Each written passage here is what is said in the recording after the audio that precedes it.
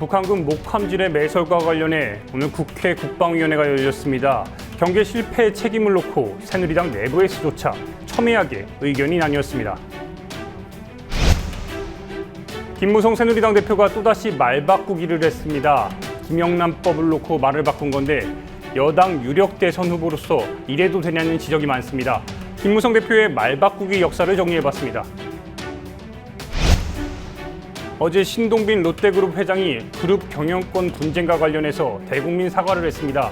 하지만 국민 여론은 여전히 싸늘한 상태인데 불매운동까지 이어지고 있습니다. 집중 분석 시간에 짚어보겠습니다. 오늘 오후 하토야마 유키오 전 일본 총리가 서울 서대문 형무소 역사관을 찾았습니다. 독립투사들의 추모비 앞에선 무릎을 꿇고 큰 절을 올렸습니다.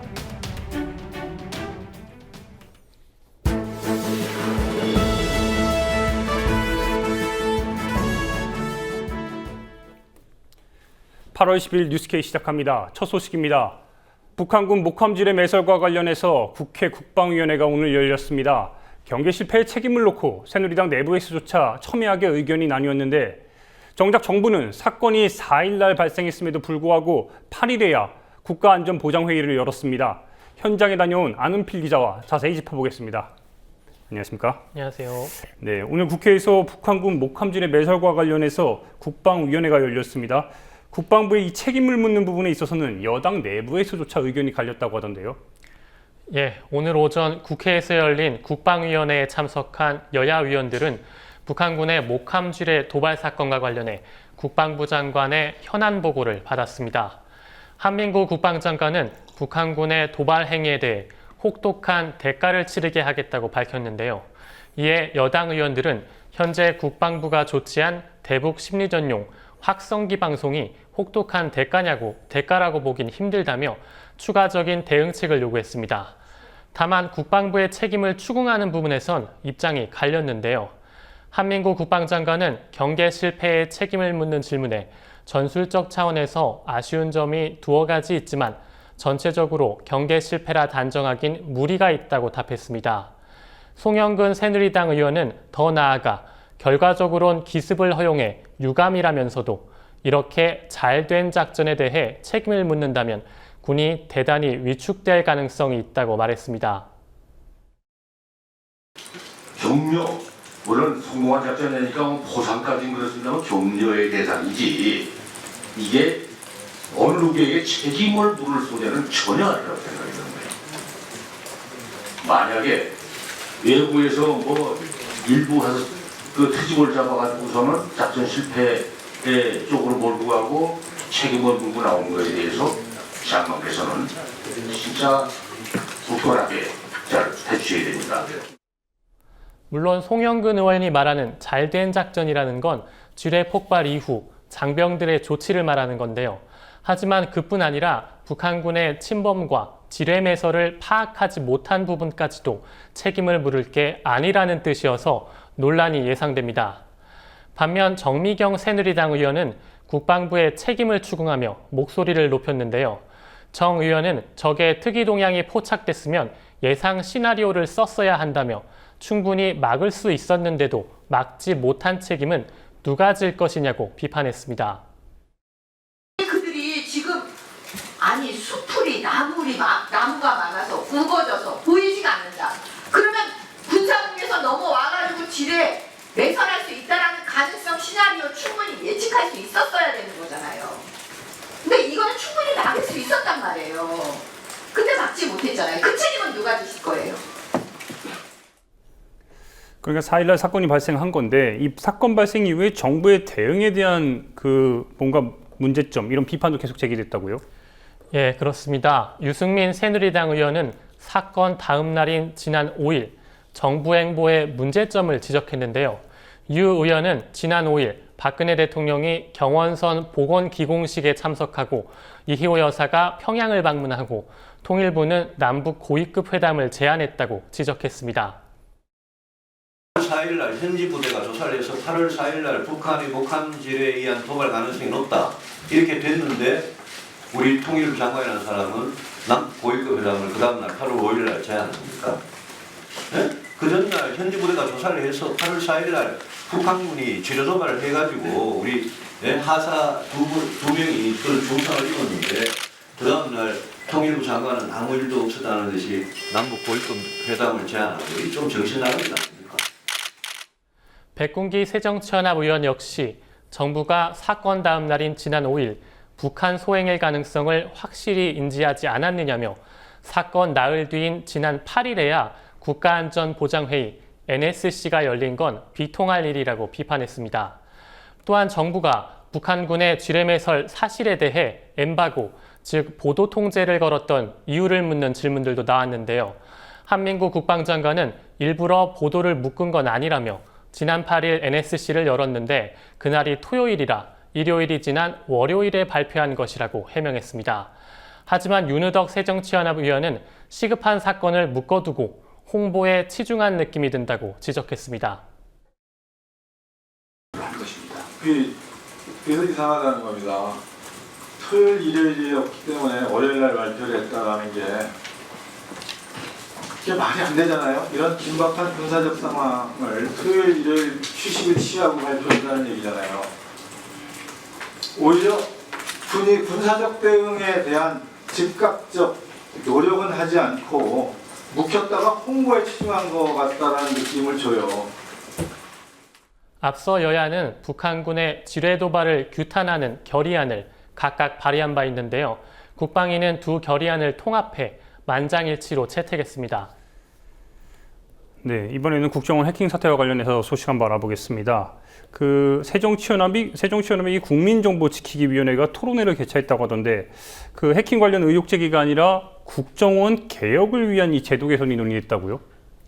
예, 그렇습니다. 그동안 야당은 국정원 해킹 사태에 대해 각종 의혹을 제기해오며 공세를 폈지만 국정원의 자료 제출 거부로 확실한 성과는 내지 못했습니다. 이에 무게중심을 의혹 제기가 아닌 제도 개선 쪽으로 옮기고 있다는 분석이 나오는데요. 오늘 토론회 역시 국정원 감독 권한을 강화하는 등의 제도 개선책이 제시됐습니다. 토론에 참석한 안철수 국민정보지키기위원장은 국정원이 계속 진실규명을 가로막는다면 이젠 위원회 차원을 넘어서 당 전체 차원에서 국정원 조사를 강제하는 정치적, 제도적 방안을 강구해 나갈 것이라고 밝혔습니다. 또한 토론회에 참석한 문병호 새정치연합 의원은 국정원 국내 파트의 조직 및 예산을 축소하고 정보위의 국정원 기밀 접근권 보장 등을 제시했고요. 정보위 야당 간사인 신경민 의원은 신원조사를 거친 소수보좌진의 정보위 회의 배석 등 국회 정보위 개선책을 제안했습니다. 국민정보지키기위원회는 다음 주 초 이탈리아 해킹팀에서 유출된 유출 자료에 대한 분석 결과를 발표할 예정입니다. 네, 안은필 기자 오늘도 고생하셨습니다. 네, 살다 보면 피치 못할 사정으로 말도 바꾸고 할 수 있습니다. 하지만 이런 모습이 계속된다면 어떻게 봐야 할까요? 그것도 여당 대권주자로 거론되는 인물이 말입니다. 김무성 새누리당 대표를 두고 하는 말입니다. 그제입니다. 10일에 김영란법 시행과 관련해서 농축수산물을 주고받는 건 제외돼야 한다고 말했습니다. 그런데 어제는 그 뜻이 아니었다고 말했습니다. 조아라 기자가 김무성 대표의 말 바꾸기 역사를 정리해봤습니다.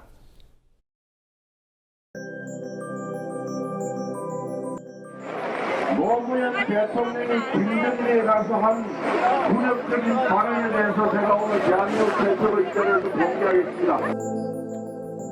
2012년 12월 14일 김 대표는 당시 박근혜 새누리당 대선 후보의 유세 현장에서 남북 정상회담 대화록을 낭독했습니다. 그리고 2013년 6월 발언 배경을 설명합니다. 대화록 관련해 검찰이 본격적인 수사가 진행되자 김 대표는 말을 바꿉니다. 뭐 지라시 일종의 그런 건데, 근데 그것을 그 밑에 사람들이 내용을 파악을 해서 이게 거의 그 사실인 것 같다. 나는 작년 9월에는 유경근 4.16 가족협의회 집행위원장에게 자기가 하지도 않은 말을 했다고 한다며 으름장을 놓기도 했습니다. 새누리당 김무성 대표가 취임 후 일반인 희생자 가족들과 가진 간담회에서 특별법안에 수사권과 기소권을 줄 수 없는 이유가 있다며 종이 한 장을 꺼내서 청와대라는 글자를 써서 보여줬다고 들었다. 유경근 대변인에게 요구합니다. 오늘 중으로 이러한 허위사실 유포에 대해서 사과를 하십시오. 만약 오늘 중에 사과를 공식적으로 사과를 하지 않으면 법적 조치를 취하도록 하겠습니다. 이후에도 김 대표는 청와대와 아슬아슬한 줄타기를 하며 말을 바꿨습니다. 작년 10월 공무원 연금 개혁을 밀어붙이는 청와대에 정면으로 반박했다가 곧바로 입장을 바꾼 겁니다. 공무원 연금 개혁을 꼭 해야 될 당위성에 대해서 다들 인식을 같이 하고 있는데 하는 게 중요하지 시기가 중요한가. 대표벌이 제 이름은 하겠습니다. 더 이상 거기도 더 모르겠습니다. 개헌 발언으로 청와대에 도전했다가 하루 만에 꼬리를 내리기도 했습니다. 정의 끝날 때까지 우리 당에서는 개헌 논의가 일체 없기를 바랍니다. 제18대 대선을 앞두고 해양수산부 부산 유치를 부산시민 앞에서 약속했던 김 대표는 2013년 4월 국회의원 당선 후 해수부를 세종시에 설치해야 한다고 말을 바꿨습니다. 그러면서 대선 표심을 얻기 위해 그렇게 말했다고 밝혔습니다. 처음이자 마지막으로 말을 바꾼 걸 시인한 겁니다. 김 대표의 습관적인 말 바꾸기가 고도의 정치적 계산이든 가벼운 실수든 대선 후보로선 어울리지 않는 모습임은 분명합니다. 대통령으로선 더더욱 그러합니다. 국민TV 뉴스 조아라입니다.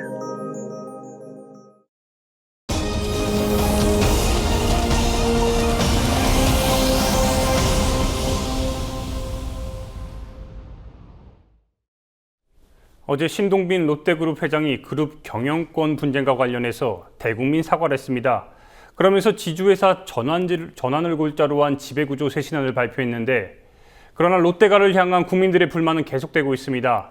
골목 상권 다 잡아먹고 뒤늦게 사과했다는 비판인데 이은영 여민리서치 대표와 함께 이야기 나눠보겠습니다.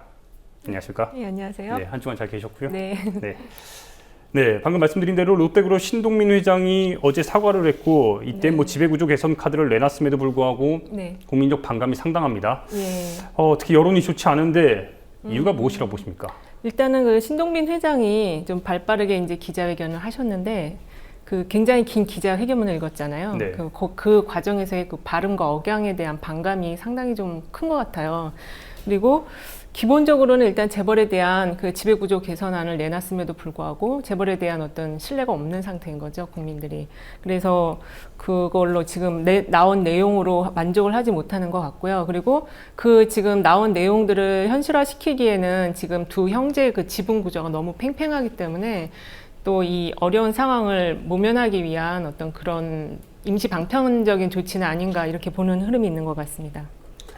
그러다 보니까 뭔가 좀 노동개혁, 이번에 뭐 재벌개혁의 뭐 새로운 기회로 좀 삼아야 된다 이런 여론도 있는데 이 부분은 어떻게 짚어주시죠? 그런 의견이 지금 상당히 많죠. 지금 그 땅콩 회항 사건부터 해서 그 재벌들이 그 우리 사회에 사회적 책임을 하고 있는 모습이 거의 없거든요. 근데 사람들은 이 기업을 키워주는 거는 결국 내가 사서 쓰고 먹고 하는 것 때문에 기업들이 컸다고 생각을 하는데 그거에 대한 어떤 사회적 책임을 하는 부분이 없으니까 좀 재벌 개혁을 이번 기회에 좀 할 필요가 있다라는 그런 흐름이 좀 높게 있는 것 같아요. 그래서 그 관련한 조사 결과가 좀 하나 나온 게 있어서 좀 살펴보겠습니다. 네, 지금 준비가 됐는데요. 네, 그 조원 CNI에서 지난 8월 8일부터 9일 이틀간 ARS 조사를 통해서 전국 성인 남녀 1000명을 대상으로 조사한 결과인데요. 재벌개혁과 노동개혁 중에서 어느 게 더 시급하냐 이랬을 때 이제 재벌개혁이 현재 더 시급하다라는 의견이 51.9%로 더 훨씬 높게 나타났습니다. 대표님 보시기에 지금 박 대통령이 강조하는 거는 노동개혁입니다. 네. 노동개혁이고 지금 국민들이 생각하는 거는 노동개혁보다 이 재벌개혁이 더 심각하다고 보는데 이 부분은 어떻게 보십니까? 그러니까 이제 대통령과 정부가 현재 아젠다를 잘못 잡고 있는 것이죠. 네, 결국에는 이 국민들의 뜻에 따라서 노동개혁보다는 지금 재벌개혁이 우선돼야 되고 특히 롯데가에서 전형적인 모습을 보여주고 있는데 네, 한편 미국의 경우를 보면은 좀 재밌습니다. 그 민주당 대선 후보들이 이런 경제 관련해서 주장을 할 때 매우 진보적인 내용들이 많이 나오고 있습니다. 네네. 이런 내용들이 어떻게 보면 굉장히 좀 미국 사회에서 통한다고 볼 수 있는 건데 이 부분은 어떻게 볼 수 있는 겁니까? 근데 사실은 이제 미국 같은 경우는 메카시즘이라는 그런 경험이 있기 때문에 이 진보적인 어떤 정치가 좀 자리 잡지는 않는 나라로 많이 알려져 있거든요. 그래서 저 같은 경우도 지금 미국 대선 주자들이 이런 그 내용을 경제 아젠다 내용을 봤을 때 좀 너무 좀 레디칼한 너무 좀 극단적인 거 아닌가라는 느낌 받을 정도인데 굉장히 시원하다라는 또 느낌도 한편 있었어요. 그래서 이 사람들이 지금 특히 이제 그 민주당에서 이거를 민주당 후보들이 주도하고 있는데 그 샌더슨이나 힐러리가 주로 내세우고 있는 그 경제 아젠다의 핵심은 경제적 불평등을 해결하자라는 거거든요. 그러니까 지금 그 저성장의 그 고령화, 뭐 저출산 이런 문제가 전 세계적인 어떤 문제고 그로 인해서 보수적인 그런 흐름이 강화되고 있는데 그 속에서 이거를 헤쳐나가기 위해서는 어떤 이 지금 양극화 문제, 불평등 문제 반드시 해소하고 가야 된다라는 어떤 가치를 이 지금 진보 정당의 후보들이 주장을 하고 있는데 그것이 굉장한 통쾌함과 이게 내 문제다라는 그런 그 공감대를 그냥 크게 형성을 하고 있는 것 같아요. 그래서 이게 지금 상당히 그 사회의 어떤 분위기를 그 방향으로 끌고 가고 있고 또 그게 사회 분위기가 그렇게 가다 보니까 기업들도 그 분위기에 같이 편승을 해서 진보적인 어떤 가치를 그 제품과 이렇게 매칭을 시키는 일체화하는 그런 마케팅을 벌이고 있더라고요. 그래서 상당히 우리도 이제 곧 대선을 맞이하게 되는데 과연 우리 대선 후보들은 이런 주장을 할 수 있을까? 문제는 지금 미국이나 우리나라 다 똑같은 걸 겪고 있는데 그런 부분을 좀 눈여겨보게 됐어요. 갑자기 박근혜 대통령이 지난 대선 때 경제민주화를 앞세웠던 게 생각이 나는데 그럼에도 불구하고 우리 지금 현재 모습을 보면은 보수의 가치를 세우지 못하고 있고 여기에 더해서 뭔가 제대로 된 보수의 가치를 세우지 못하고 있는 거고 어떻게 보면 더 과거로 회귀하는 듯한 이런 느낌도 듭니다. 이 부분은 어떻게 보십니까? 그게 굉장히 지금 강하고요. 지금 시중에 유행하는 말이 각자도생이라는 말이라는 거예요. 그러니까 보수의 가치라는 거는 공동체의 번영이거든요. 가장 핵심적인 게 공동체의 번영인데 지금 우리 보수 정권이 지금 집권을 한 지가 벌써 10년 가까이 되고 있는데 결국에는 나오는 말은 각자도생, 다 각자 알아서 살아가자라는 이런 흐름이 나오는 걸 보면은 보수 정권이 자기의 정말 진정한 가치를 지금 정립을 하지 못하고 있다 이렇게 봐야 할 것 같습니다. 네. 그렇다 보니까는 이제 그런 분위기가 지금 10년 가까이 되다 보니까는 좀 우리 사회 전반적인 분위기가 침체되어 있고 무기력증에 빠져 있는 그런 흐름으로 가고 있는 것 같아요. 그러니까 사람들이 뭔가 새로운 거를 하려고 하진 않아요. 그리고 같이 뭔가를 하려고 하면 모여서 뭔가를 얘기를 해야 되는데 그런 흐름이 지금 전혀 만들어지지 않으니까 정말 다 무기력증에 빠져 있는 그런 분위기인 것 같습니다. 네. 대표님 그것과 관련해 가지고 지금 좀 더 자세한 거는 이쪽에서 이야기를 하고 이번 주에 8.15 광복절이 있습니다. 이호 여사도 방북을 했고 그리고 뭔가 남북 화해에 뭔가 단초가 될 수 있다고 이런 기대까지 했었는데 지난 4일날 DMZ에서 이제 북한이 설치한 지뢰가 터졌고 그로 인해서 우리나라 지금 하사 2명이 지금 다치는 중경상을 입는 사고까지 발생을 했는데 어떻게 보십니까? 남북관계. 일단 남북관계 같은 경우는 대표적인 가치 중심의 정책이거든요. 그리고 그 가치 중심의 정책들은 상당히 그 장기적인 계획 하에 일관된 흐름으로 가야 돼요.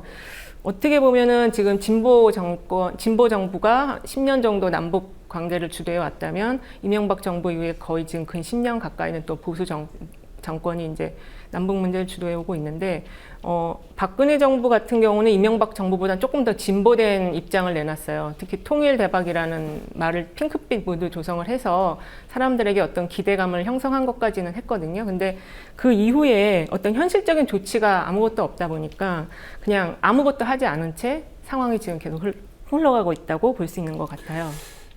그러다 보니까 그 통일준비위원회도 있죠. 대통령 직속으로. 그 부분까지 그렇게 만들었는데 지금 우리 대표님 짚어주신 대로 실제로는 아무것도 이루어지지 않고 있습니다. 그러니까 이게 지금 박근혜 정부의 지금 가장 큰 문제가 통일 분야에서만 그런 것이 아니라 좀 뭐 경제라든지 교육이라든지 사회 각 분야에 있어서 아젠다 비슷한 거는 던져놓는데 그 다음에 현실적 조치를 아무것도 안 한다는 거예요. 그러니까는 결국 국민들이 보기에는 아무것도 한 게 없는 정부가 되는 거죠. 아무것도 한 게 없는 정부. 네. 네, 참 안타까운데 네. 그 재밌는 조사 결과가 나왔습니다. 그 예. 고등학생들이 뭔가 이 통일에 대해서, 이 남북 관계에 대해서 뭔가 짚어줘야, 그 1992년과 그 다음에 2015년을 비교하는 자료가 있는데 네네. 이 부분에 대해서 좀 설명 부탁드리겠습니다. 이게 지금 이제 좀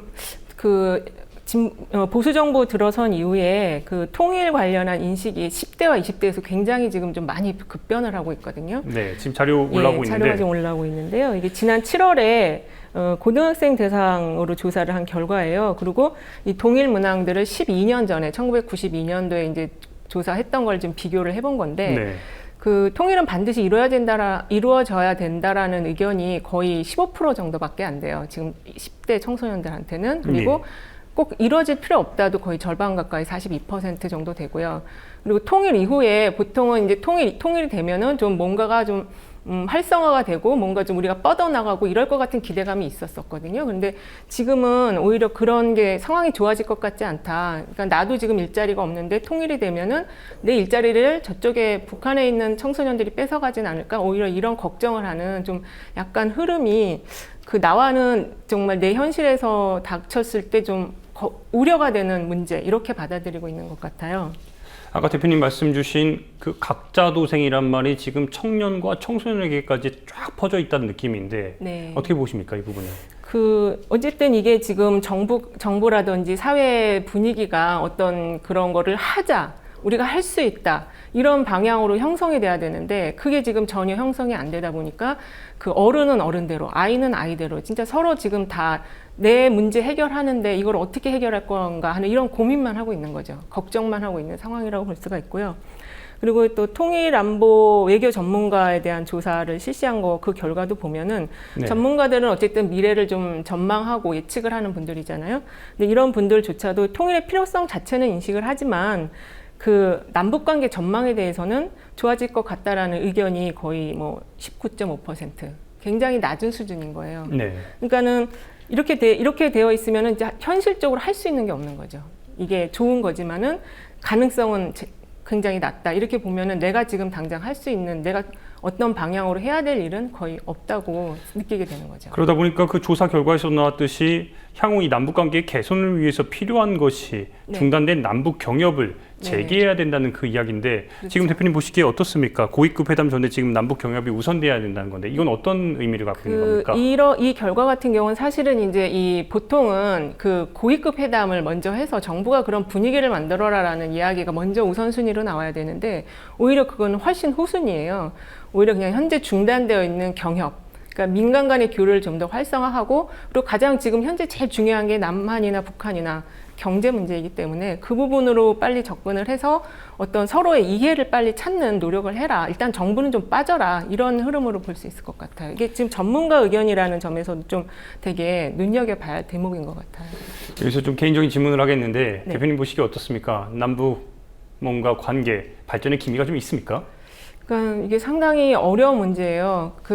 예전에 진보 정부에서 이제 통일 문제를 다루었을 때 제일 문제가 됐던 게 통일 비용 문제였거든요.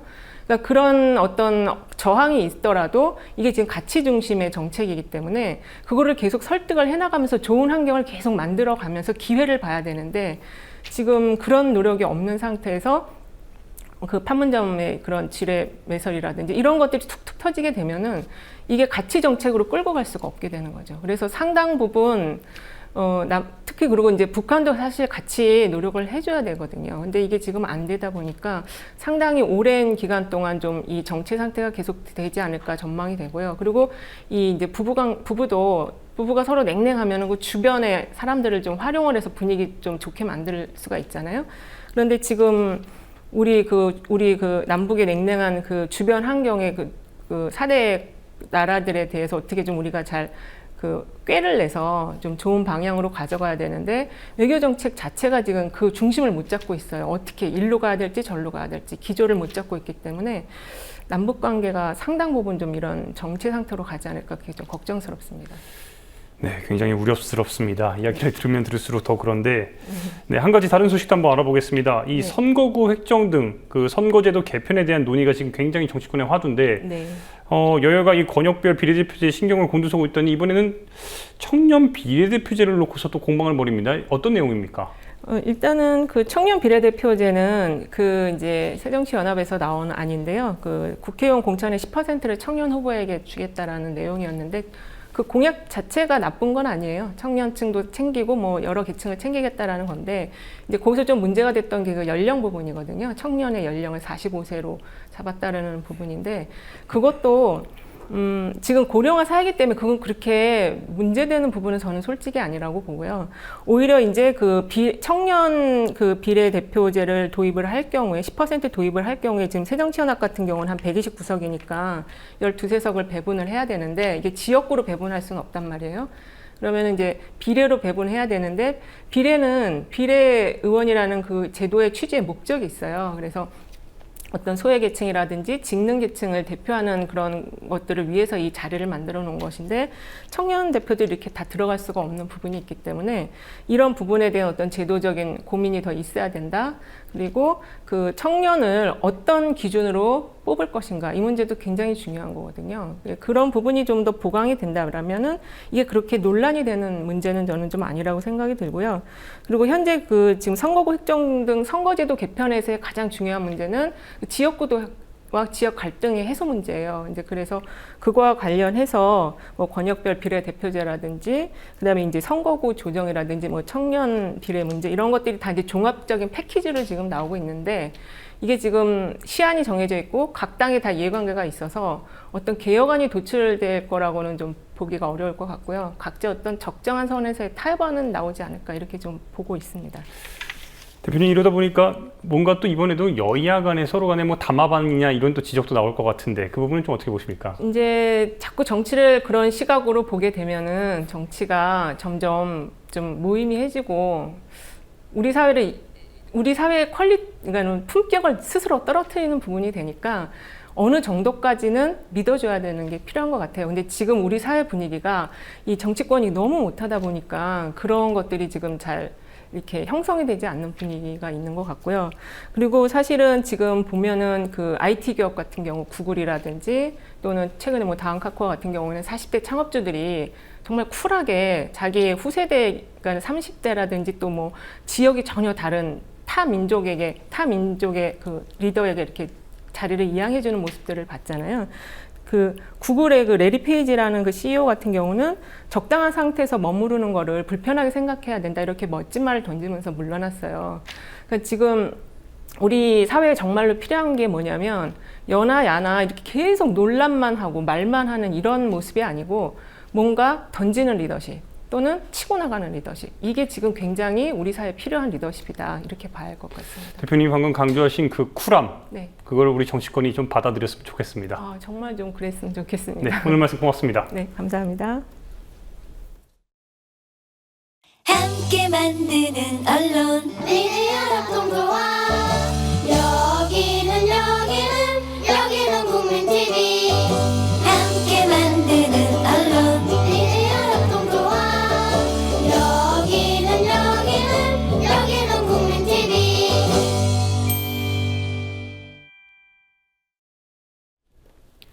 마음으로부터 사죄를 드리며 굉장히 무거운 마음으로 이 자리에 섰다.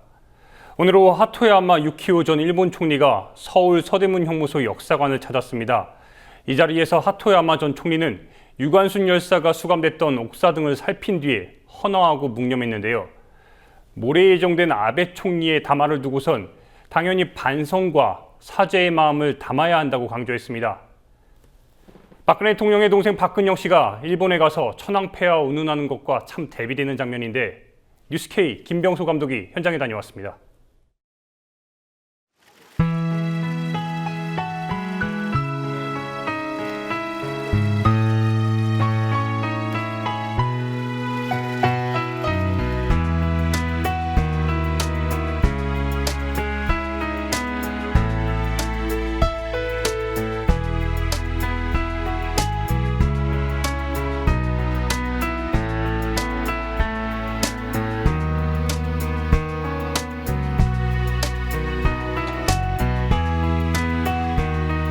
本日元総理大臣としてまた一人の日本人としてあと一人の人間としてヌムン刑務所を訪れさせていただきました。日本が帰国を植民地統治をしていた時代に独立運動、万世運動で大変尽力をされた劉元宋さんをはじめ多くの皆様方をここに収容して拷問という大変ひどい刑を与え、また多くの命まで奪ってしまったという事実をまたこの場でお聞きをして心から申し訳ないお詫びの気持ちをまず捧げてまいりたいと思います。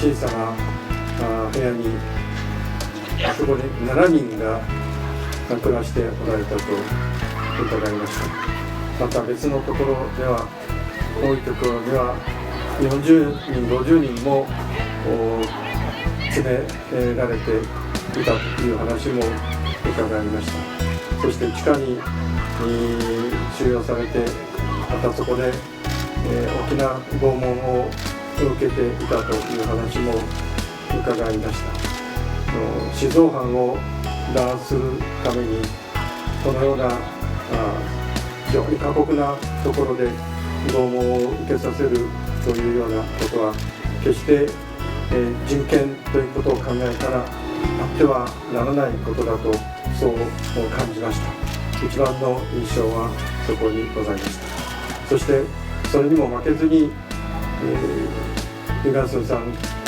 などむしろこの刑務所の中でも万歳を叫んで万世運動をさらに行っていたということにはこれから敬意をその民主主義に対する熱意情熱に対して命を懸けておられることに対してこれから頭が下がる思いがいたしました。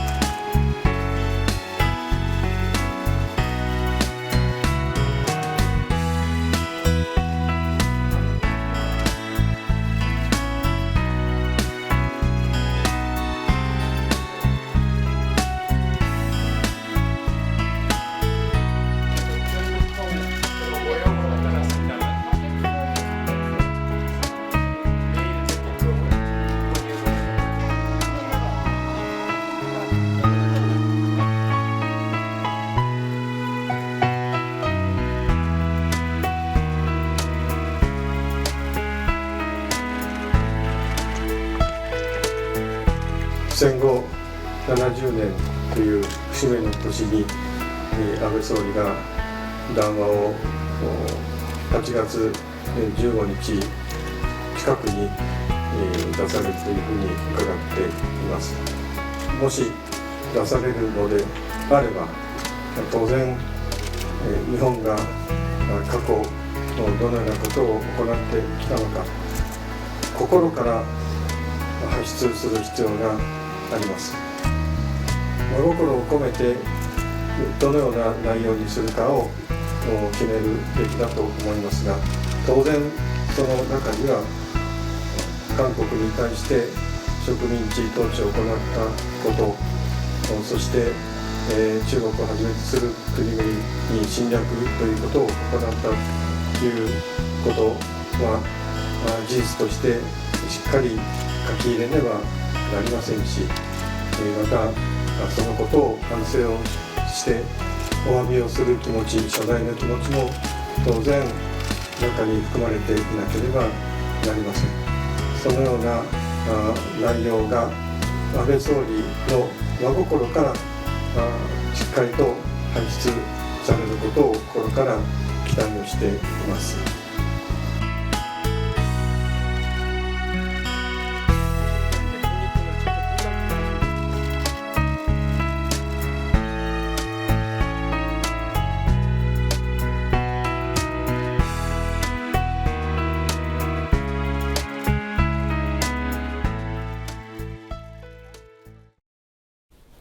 (70주년) 광복을 사흘 앞두고 나라 안팎으로 많이 시끄럽습니다.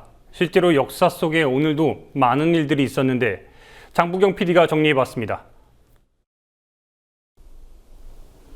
8월 12일 오늘 세계 그리고 대한민국에서는 어떤 일이 있었을까요? 1949년 오늘 제네바 회의에서 4개의 조약을 채택했습니다. 이 제네바 협약은 전쟁으로 인한 희생자를 보호하고자 1864년에서 1949년 제네바에서 체결된 일련의 국제조약입니다. 적십자 조약이라고도 하고 전쟁 등 무력 분쟁이 발생했을 시 포로, 전시 민간인에 대한 대우 등을 규정해 가능한 한 전쟁의 피해를 최소화하려고 만들어졌습니다.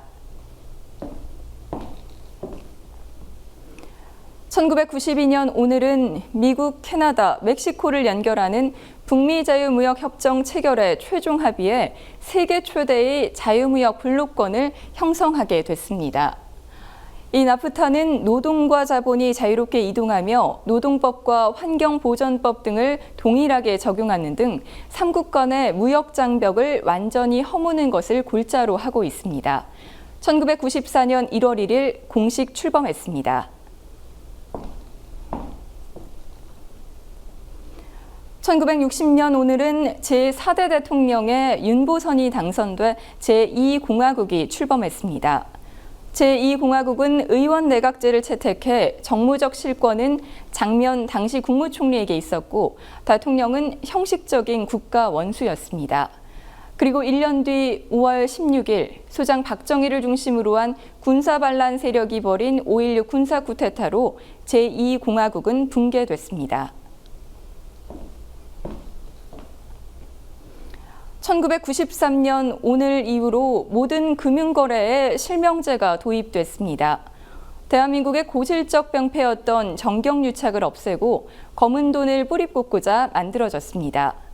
1982년 장영자 이철이 사건이라는 대형 금융사고가 발생했을 때 처음 논의돼 1983년 7.3 조치로 금융실명제의 실시 방법이 공식적으로 거론됐습니다. 제7차 남북 장관급 회담이 2002년 8월 12일부터 14일까지 서울에서 진행됐습니다. 이 회담에서 6.15 남북 공동선언을 확고히 이행해 나갈 의지를 확인했습니다. 2000년 남북 정상이 합의하고 서명한 6.15 남북 공동선언 이후 2007년 5월까지 모두 22차례 장관급 회담이 열렸습니다. 그리고 매년 오늘 8월 12일은 이산가족의 날입니다. 남북 적십자 회담 11주년인 1982년 8월 12일을 기해 매년 기념식과 이산가족의 재회를 위해 활동하는 날입니다. 국민TV 뉴스 장부경입니다. 앞서 보도한 대로 오늘 하토야마 일본 전 총리가 서대문 형무소 추모비 앞에서 무릎을 꿇고 사죄의 큰절을 올렸습니다. 현장을 다녀온 김병소 감독은 진정성이 느껴진다고 평했는데 한편 지난 8일입니다. 김무성 새누리당 대표가 제주에서 강연을 했습니다. 김무성 대표는 이 자리에서 지난달 박미중 참전용사에 큰절한 것에 대해서 나래 구해준 은리인데 무슨 잘못이냐며 참으로 갑갑하다고 밝혔습니다. 그런데 두 사람의 큰절을 비교하니 김무성 대표의 말처럼 제 마음속 깊은 곳에서 갑갑함이 차올라 오릅니다. 시청자 여러분은 어떻습니까?